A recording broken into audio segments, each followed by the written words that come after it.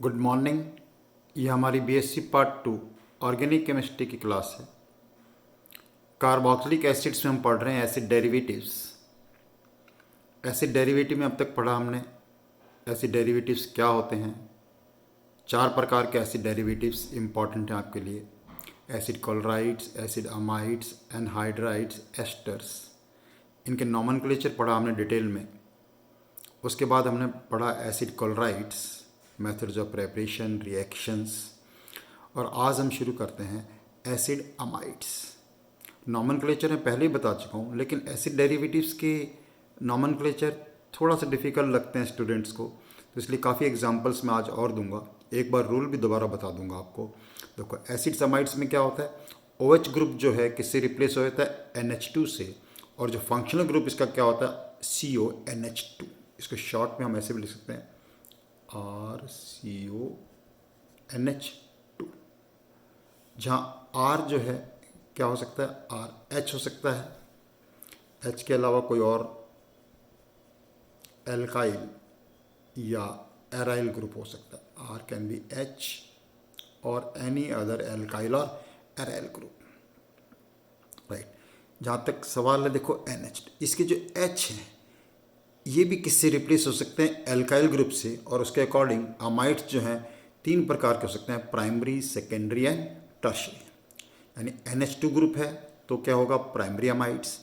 इसका एक H अगर एल्काइल ग्रुप से रिप्लेस हो जाएगा वो हो जाएगा सेकेंडरी अमाइड, और अगर दोनों H एल्काइल ग्रुप से रिप्लेस हो जाएंगे तो वो कौन सा हो जाएगा, टर्शियरी अमाइड। तो अपन लिख सकते हैं बात कि amides can be primary, secondary और टर्शियरी। कैसे होंगे ये बता चुका आपको। देखो, RCONH2 ये कौन सा अमाइड हो जाएगा, प्राइमरी अमाइड। RCONH, एक H हटा के हमने कोई अल्काइल ग्रुप लगा दिया, कोई दूसरा अल्काइल ग्रुप। ये R और R' अलग अलग हो सकते हैं, सेम हो सकते हैं, कोई फ़र्क नहीं पड़ता इससे। बट इस प्रकार के जो अमाइड होंगे वो क्या कहलाएंगे, they will be called secondary amide. और अगर हम दोनों रिप्लेस कर दें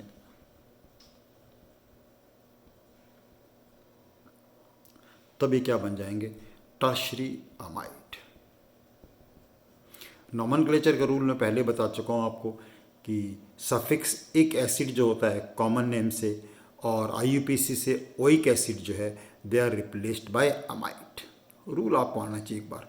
यानी एसिड डेरिवेटिव्स के नाम लिख रहे हैं तभी आएंगे जब हमें एसिड का नाम आता है। एसिड का नाम कॉमन सिस्टम में जो आएगा लास्ट में हमेशा सफिक्स क्या होगा, एक एसिड। IUPAC में सफिक्स क्या होगा, ओइक एसिड। उसको हम रिप्लेस कर देते हैं किससे, अमाइड से। ये अपना रूल है जो कि मैं आपको अच्छी तरह समझा चुका हूँ और एग्जाम्पल भी ले चुका हूँ। अब मैं कुछ और एग्जाम्पल देता हूँ नॉमेनक्लेचर के, आप अपने आप लिखिएगा, नहीं आएगा तो मैं बताऊँगा उनके नाम।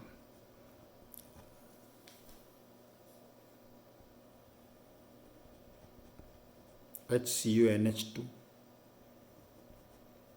CH3CONH2, C6H5CO। ये मैंने पहले लेक्चर में इन सब के नॉमेनक्लेचर आपको एक्सप्लेन किया था। आप लिख के देखें इनके नाम, क्या आप इनके नाम लिख सकते हैं। कॉमन सिस्टम में जैसे इसको हम क्या बोलेंगे, एक एसिड का अमाइड तो इसको क्या बोला जाएगा, फॉर्मामाइड। IUPAC नाम ब्रैकेट में लिख रहा हूँ, IUPAC क्या बोलेंगे इसको, मीथेनामाइड। एक कार्बन का amide alkanamide, methanamide. Methanoic acid, oic acid replace कर दिया अमाइड से, बन गया मीथेनामाइड। इसका नाम क्या होगा, एसीटामाइड। और इसका IUPAC नाम क्या हो जाएगा, इथेनामाइड। ये एरोमेटिक। बेंजोइक एसिड का अमाइड, इसका नाम क्या बन जाएगा, बेंजामाइड। अब कुछ और एग्जांपल लेता हूँ। प्राइमरी, सेकेंडरी, साइक्लिक, एरोमेटिक, सबके नाम लिखने आपको आने चाहिए।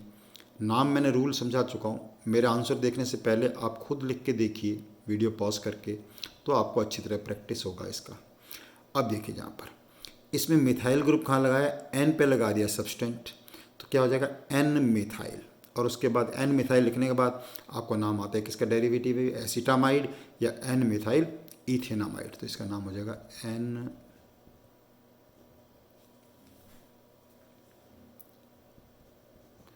एन मिथाइल एसिटामाइड, या IUPAC में क्या बोलेंगे इसको, एन मिथाइल इथेनामाइड। या एन क्या है, जैसे 1 2 3 हम पोजीशन लिखते हैं कि मिथाइल ग्रुप एन पे जुड़ा हुआ है, इसलिए एन क्या इंडिकेट करता है यहाँ पर, पोजीशन ऑफ दिस। एक और बहुत ही इंपॉर्टेंट एग्जांपल लिखता हूँ, सॉल्वेंट ग्रुप में हम उसको काफ़ी यूज़ करते हैं, नाम आपको आना ही चाहिए। देखो उसका HCON CH3, ये CH3। अब देखो ये फॉर्मामाइड होता है, फॉर्मामाइड के 2 H हटा कर हमने क्या लगा दिया, 2 मिथाइल ग्रुप, इसका नाम क्या बन जाएगा, NN, di methyl formamide. Di methyl formamide काफ़ी इंपॉर्टेंट है, जिसको हम शॉर्ट में काफ़ी यूज़ करते हैं, DMF। जगह जगह आपको लिखा मिलेगा सॉल्वेंट के रूप में DMF। IUPAC नाम में कोई दिक्कत नहीं है। फॉर्मामाइड का IUPAC नाम आपको आता है मिथेनामाइड, तो NN डाई मिथाइल मीथेनामाइड। ओके, कुछ और एग्जांपल देते हैं आपको। ये साइक्लिक में दिक्कत होती है, देखो जैसे मान लो मैंने आपको एक साइक्लिक एग्जांपल दिया, और साइक्लिक एग्जांपल में हमारे पास ग्रुप कौन सा लगा हुआ है, CON। तो इसको हम साइक्लोहेक्सेनामाइड नहीं होगा इसका नाम, इसका नाम साइक्लोहेक्सेनामाइड नहीं होगा। मैंने पहले ही बताया था आपको, जब साइक्लिक सिस्टम आ जाए तो इसमें हम इसको सफिक्स के रूप में लिखते हैं, एज ए सफिक्स। इस ग्रुप को क्या बोलते हैं, कार्बोक्सामाइड। और कार्बोक्सामाइड किस में लगा, साइक्लोहेक्सेन में लगा, इसलिए इसका नाम क्या हो जाएगा, साइक्लोहेक्सेन कार्बोक्सामाइड। क्या नाम हो जाएगा इसका, साइक्लोहेक्सेन कार्बोक्सामाइड। आई होप आपको अच्छी तरह आ रहा है नाम। चलो और एग्जांपल देता हूँ इसी प्रकार के, और आप ट्राई करिए उसका नाम लिखना। जैसे यहाँ पे मिथाइल ग्रुप लगा हुआ है, CONHCH3। अब देखिए यहाँ 2 मिथाइल ग्रुप लगे हैं सब्सटेंट ग्रुप में, ये पोजीशन नंबर 1 हो गया, ये पोजीशन नंबर 2 हो गया। एक तो मिथाइल ग्रुप कहाँ लगा है, नाइट्रोजन पे लगा है, और दूसरा कहाँ लगा है, पोजीशन नंबर 2 पे लगा है। 2 मिथाइल ग्रुप लगे हैं, और ये कौन सा होगा, साइक्लोपेंटेन का कार्बोक्सामाइड है। तो 2 मिथाइल ग्रुप लिखने हैं हमें, तो 2 मिथाइल ग्रुप कैसे लिखे जाएंगे इसके लिए, N-2 डाई मिथाइल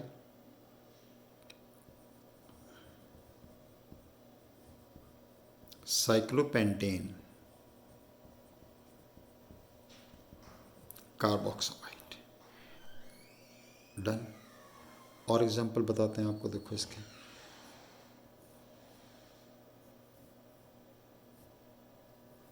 CONHC6H5। अब देखो ग्रुप कौन सा लगा, C6H5 पे N ग्रुप लगा है, C6H5 पे N पे क्या लगा है, फिनाइल ग्रुप। इसका नाम क्या बन जाएगा, N पे तो आ जाएगा फिनाइल, तो N फिनाइल। इसका नाम क्या होगा, साइक्लोहेक्सेन कार्बोक्सामाइड, N फिनाइल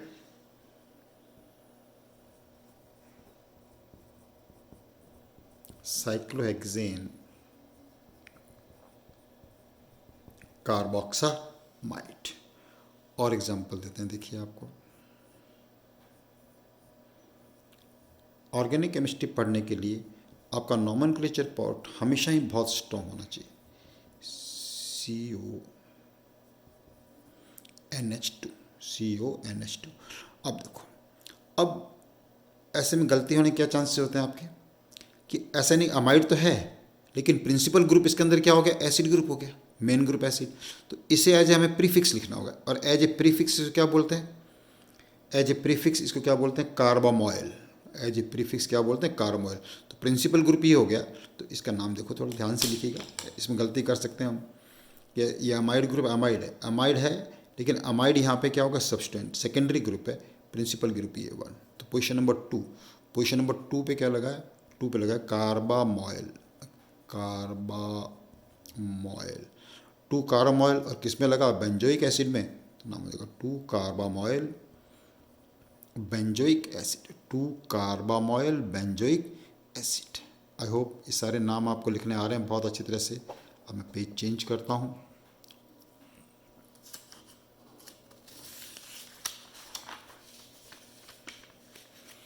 और कुछ एक दो एग्जांपल और बता के फिर हम देखेंगे how they can be prepared.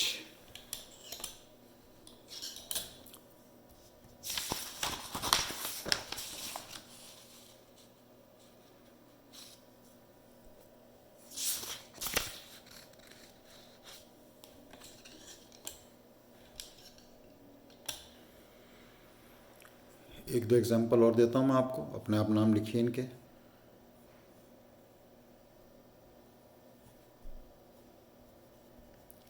NHCO, C6H5। और एक एग्जांपल इधर लिख के दे रहा हूँ, जब तक मैं नाम बताऊँ आप अपने आप ट्राई करें पहले। NHCOCH3। ये दोनों ही बहुत इंपॉर्टेंट एरोमेटिक अमाइड्स हैं। अब देखो इनका नाम, अमाइड ग्रुप है, बेंजामाइड है, बेंजामाइड पे एन पे क्या लगा है, फिनाइल ग्रुप लगा है, इसका नाम क्या हो जाएगा, एन फिनाइल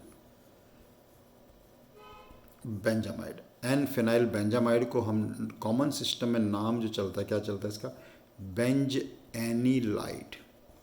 बेंज एनीलाइट, ये देखिए ये एसिटामाइड का अमाइड है, तो एन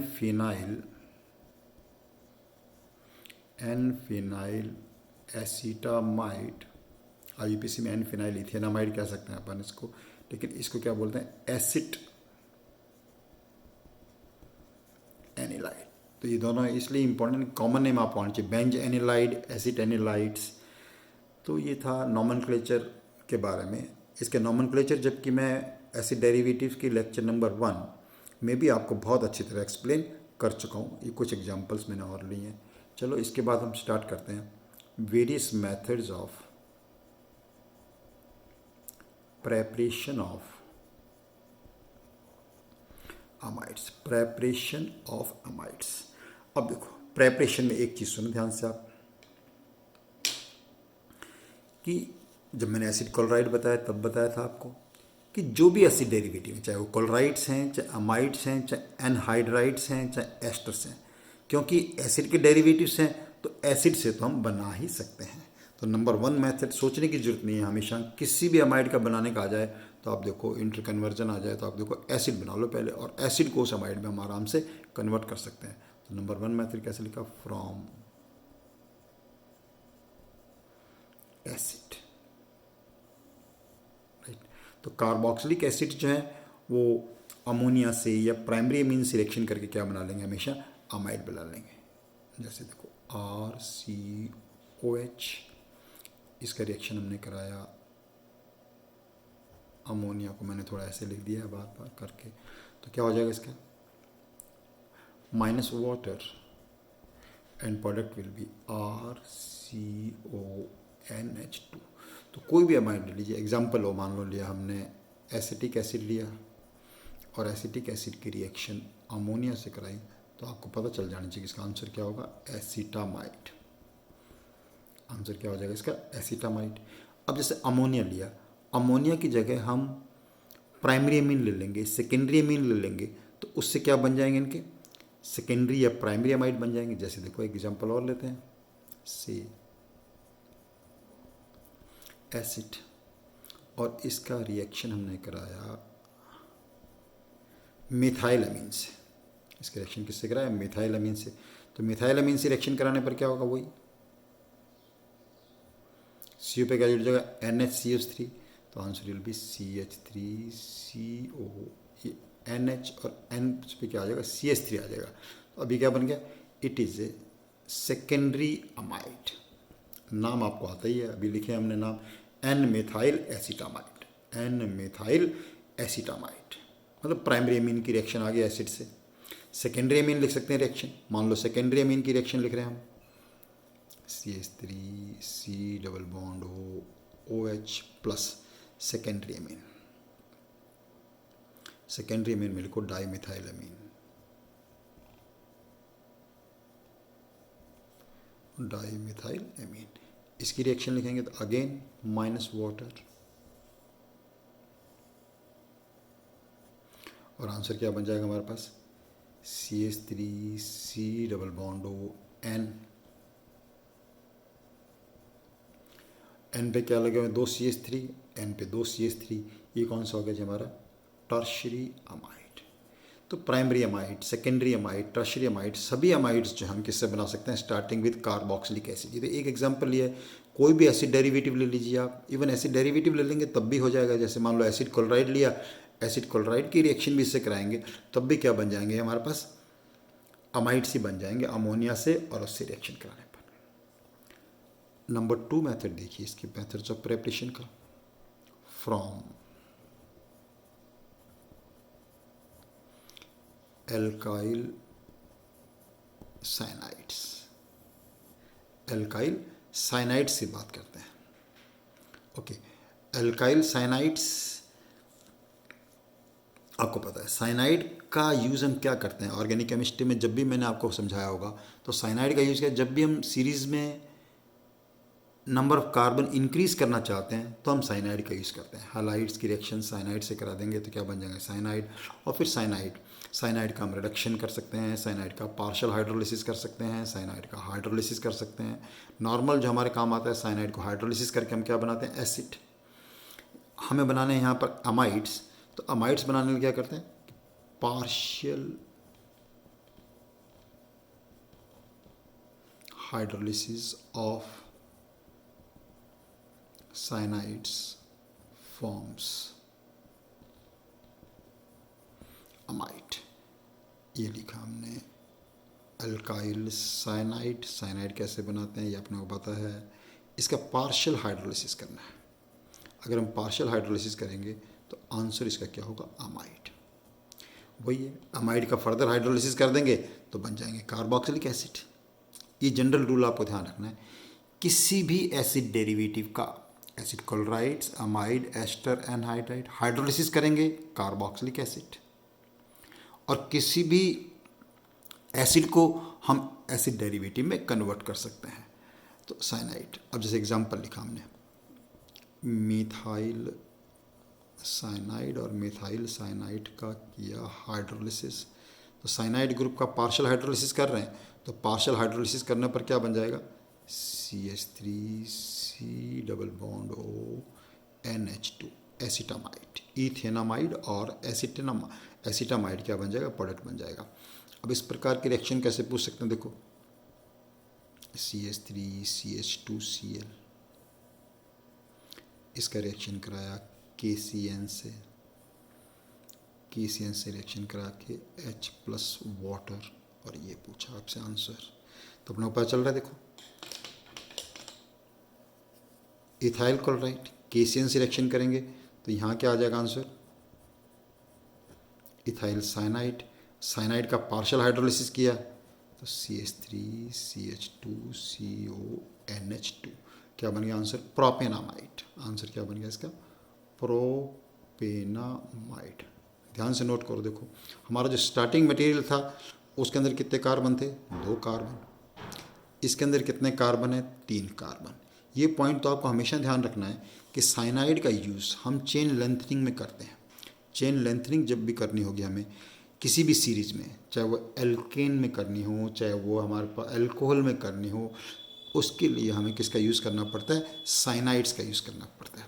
और इसका उल्टा, अगर हमें चेन शॉर्टनिंग करनी हो तो नॉर्मली हम क्या करते हैं, डी कार्बोक्सिलेशन का यूज़ करते हैं। कौन सी रिएक्शन का यूज़ करते हैं, डी कार्बोक्सिलेशन रिएक्शन का यूज़ करते हैं। चलो ये तो हो गया अबाउट प्रेपरेशन। प्रेपरेशन के बाद हमेशा जो रिएक्शन से पहले हम 2 प्रॉपर्टीज़ की जनरली बात करते हैं, और 2 प्रॉपर्टीज़ वो कौन सी होती हैं, 2 प्रॉपर्टीज़ वो होती हैं कि इनकी बॉइलिंग पॉइंट के बारे में क्वेश्चन जनरल आना चाहिए, सॉल्युबिलिटी के बारे में अपने को पता होना चाहिए। तो पहला पॉइंट हम लिखते हैं इसकी सॉल्युबिलिटी। सॉल्युबिलिटी, तो इसमें आप नोट कर सकते हैं कि क्योंकि हाइड्रोजन बॉन्ड बना सकते हैं, they are soluble in water, they are soluble in water. Water में क्या होते हैं, सॉल्युबल होते हैं। क्यों, because they can form hydrogen bond with water. जब भी आप लिखो ये बात कि आप लिखेंगे कि ये जल में घुलनशील होते हैं क्योंकि हाइड्रोजन बॉन्ड बना सकते हैं। They are soluble in water because they can form hydrogen bond. तो जब भी आप ये बात लिखें तो आप बना के दिखाएंगे इसको। ये अमाइड ग्रुप में बना के दिखा रहा हूँ, देखो आपको ये एक अमाइड लिया और इसकी हमने सॉल्युबिलिटी दिखानी है वाटर के साथ, तो ये water molecule. Similarly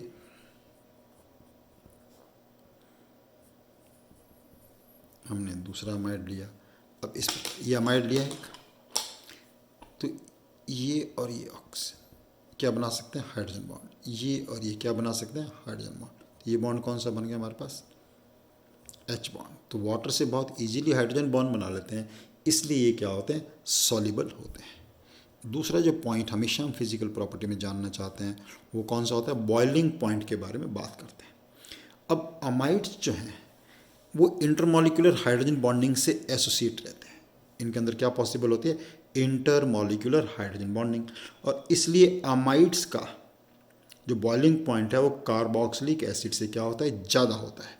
carboxylic acid से क्या होता है, ज़्यादा। इसको भी आपको दिखाना चाहिए,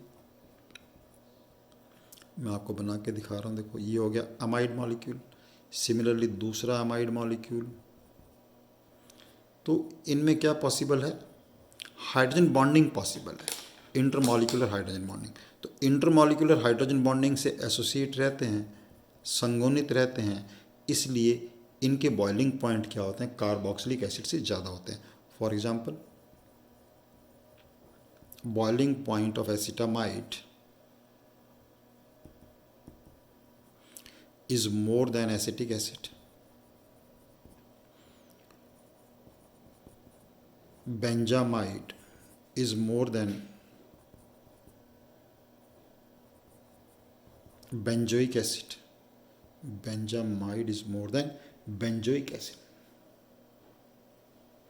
अब यह एक बहुत ही इंपॉर्टेंट पॉइंट है। एसिड क्लोराइड में मैंने बताया था आपको बॉइलिंग पॉइंट की बात, वहाँ हाइड्रोजन बॉन्डिंग पॉसिबल नहीं था, तो कार्बोक्सिलिक एसिड से उनका बॉइलिंग पॉइंट क्या था, कम।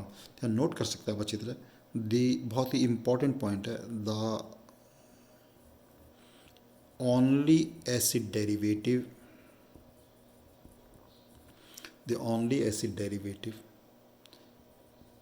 which is soluble in water and whose boiling points are higher than carboxylic acid is equal to amide। बहुत ही इंपॉर्टेंट क्वेश्चन है ये वाला क्वेश्चन, कि 4 टाइप के एसिड डेरिवेटिव्स मैंने आपको मेन बताए हैं, उन सब में से जो केवल द ओनली, इंपॉर्टेंट बात है, बहुत ही इंपॉर्टेंट बात है, द ओनली एसिड डेरिवेटिव, केवल एक एसिड डेरिवेटिव ऐसा होता है जो जल में घुलनशील होता है, सॉल्युबल इन वाटर, और जिसका बॉइलिंग पॉइंट जो है कार्बोक्सिलिक एसिड से क्या होता है, ज़्यादा होता है। बाकी सब का जो बॉइलिंग पॉइंट है वो कार्बोक्सिलिक एसिड से क्या होते हैं, कम होते हैं। ओके, तो यहाँ से अब अभी भी काम काफ़ी बचा है हमारे पास अमाइड्स में। नेक्स्ट हम क्या पढ़ने वाले हैं, various reactions of amides. Amides की खूब सारी रिएक्शंस जो होती हैं वो हम पढ़ेंगे। Keep doing your work. Thank you very much.